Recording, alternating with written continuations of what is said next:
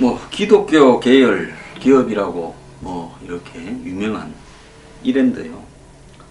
그래도 중견그룹 거의 대기업에 이렇게 가까운 이런 그룹에서요.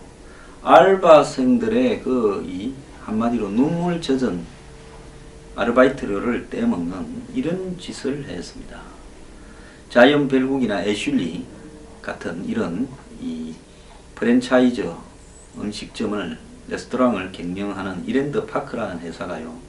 1년간에 139만 시간 44,000명에 대해서 임금을 안 줬다는 겁니다. 84억을 떼먹었답니다. 83억 7,200만원. 이랜드 그룹에서 애슐리 자이언 벨국 같은 이런 식당을 운영하는 이랜드 파크가 15년 10월부터 16년 9월까지 1년 동안 아르바이트생 43,060명에게 지급하지 않은 임금 총액이 84억쯤 된다는 겁니다. 올해 최저임금으로 따지면 139만 시간을 무보수로 떼먹었다는 거죠. 진짜 악질입니다. 여기에 이랜드 회장요, 나는 잡아 넣어야 된다고 봅니다. 황교안 대행요, 이런 일을 제대로 처리를 해주기 바랍니다. 이거는요, 용납을 할 수 없는 범죄행위라고 보고 있습니다. 미국에서 이런 일들이 발생했다면 아마 몇십 년 받았을 겁니다. 고용노동부가 이랜드 파크에서 21개 외식 프랜차이즈 매장 360곳을 조사한 결과 대다수의 매장에서 근로기준법상 보장된 임금과 수당을 주지 않았다는 겁니다. 애슐리 한 매장에서 일한 A씨는 매일 오후 3시 50분까지 출근해야 했는데 출근 시간은 4시였는데 10분 전 출근을 강요했습니다. 그런데도 시급은 오후 4시부터 출근한 걸로 했는데요. 근로기준법에 따르면 대기시간도 근로시간이기 때문에 임금을 줘야 되는데 10분 전에 나오는 건 당연하라고 이렇게 포함시키지 않았습니다. 그리고 하루에 계약한 시간은 6시간인데요. 그럼 4시부터 6시간이면 10시에 퇴근해야 되는데 10시 넘어서 퇴근할 때가 굉장히 많았다는 겁니다. 자, A씨는 일한 만큼 임금을 받지 못했는데요. 매장 관리자가 근로시간을 15분 단위로 쪼개서 계산을 했기 때문에 10시 28분에 퇴근을 하면 시급은 10시 30분이 아니라 10시 15분까지 일한 걸로 해서 계산을 했다는 겁니다. 그래서 근로기준법에 따르면 1분 단위로 임금을 계산해야 되는데 조금이라도 임금을 덜 지급하려고 이렇게 꼼수를 썼다는 겁니다. 자, 개인 사정으로 하루 연차를 내겠다고 하니까 자, 근로기준법에 따르면 이 1년 미만 근무한 근로자도 1개월 동안 개근했다면 1일의 유급휴가를 줘야 되거나 연차 수당을 지급해야 되는데 매장 관리자는 연차를 사용하겠다는 아르바이트생은 처음 봤다고 이러면 같이 일 못한다고 했다는 겁니다.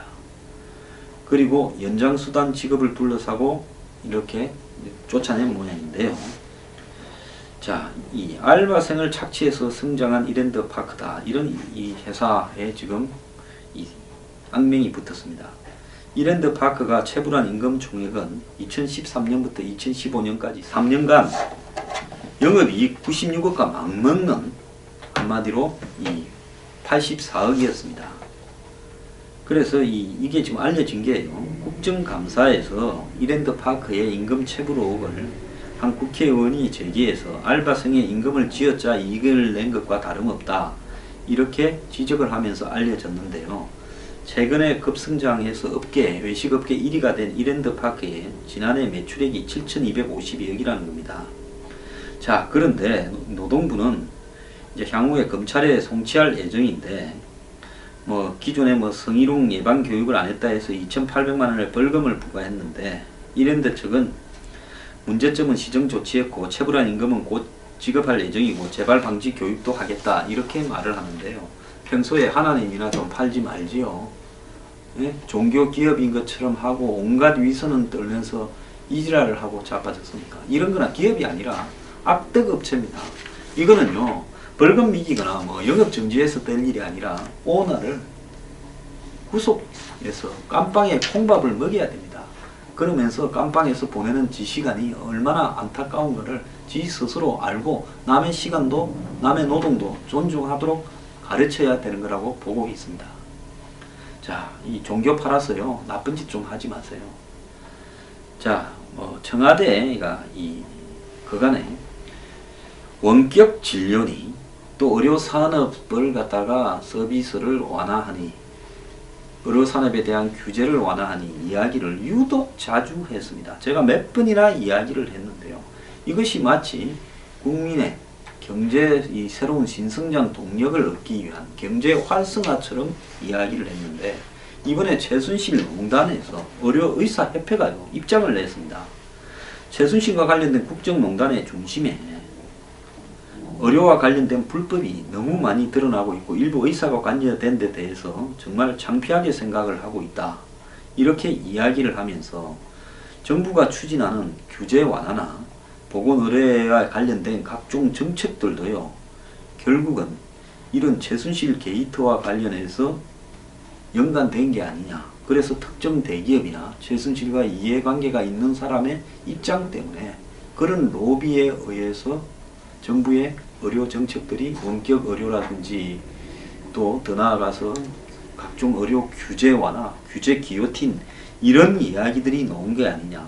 그래서 이 의료인과 관련된 각종 특혜의 불법 의료 행위, 대기업을 위한 원격 의료, 의료 산업화 추진 이런 것들이 전부 다 최순실 의혹과 깊숙한 연관이 있고 최순실이 대기업과 깊숙하게 연관이 되었는데 그 연관된 특정 대기업이 최순실을 위해서 승마 등으로 80억을 220억 계약을 맺어서 80억을 지원했는데 결국 이런 것들이 그 대기업이 의료 분야에 진출하려는 쪽으로 갔고 차병원이나 차움모 이런 거와 관련된 의혹들도 결국 그런 어떤 이것들을 밀어주기 위한 최순실과의 관련해서 정책화된 거 아니냐 이렇게 지금 보이고 있습니다.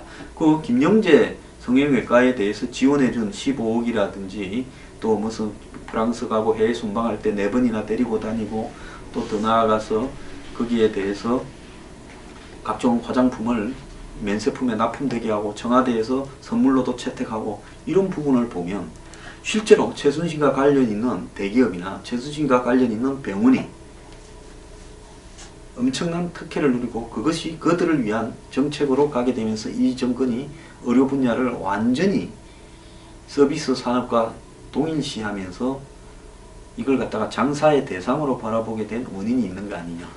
저는 역시 그 말을 믿습니다. 의사협회의 말을요. 저는 의사협회가 이런 성명을 발표하기 전에도 이런 주장을 많이 했고요. 특히 이 정권 초기에 종편에 가서 원격 의료 문제에 대해서 노무현 정권이 추진하다가 차마 저항에 부딪혀서 못한 것을 이 정권이 어떻게 받아서 할 수 있느냐. 보건복지부 관료들과 제가 TV 공개 토론을 하자고도 제안을 한 바 있습니다. 그래서 아니땐 굴뚝에 연기가 절대로 나지 않는다는 것은요. 확인이 되었고요. 이런 부분을 보면 최순실 의혹에서 의료산업을 민영화하려고 했다라는 부분이 분명히 나타났으니까 이 부분 또한 엄격하게 검증이 돼야 된다고 저는 보고 있습니다.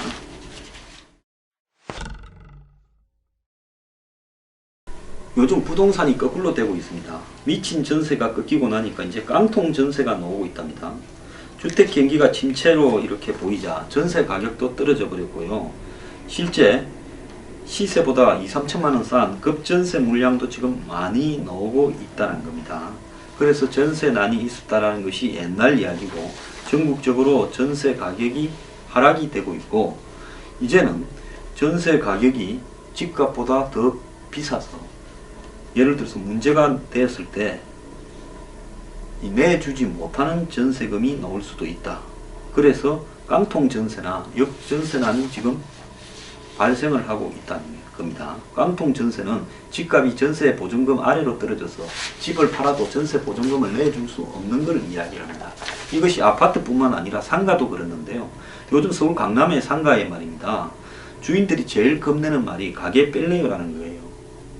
이게 얼마 전까지만 해도 주인들 갑질이 야단이었는데 하도 경기가 안 좋아서 장사가 안 되니까 자영업자가 1년에 45%가 사라지고 개업하고 나면 5년 만에 17.5%만 살아남는다 이런 통계도 있었는데요. 이렇게 가게가 빠지고 나면 주인이 임대를 내놔봤자 이렇게 그 월세를 내고 들어오겠다라는 사람이 없다라는 겁니다. 그래서 경기 침체에 문을 닫는 임차인이 걱정을 하니까 매물이 금융위기 때보다 더 많아서 도심의 임대료 수익률이 11%나 하락을 했고요.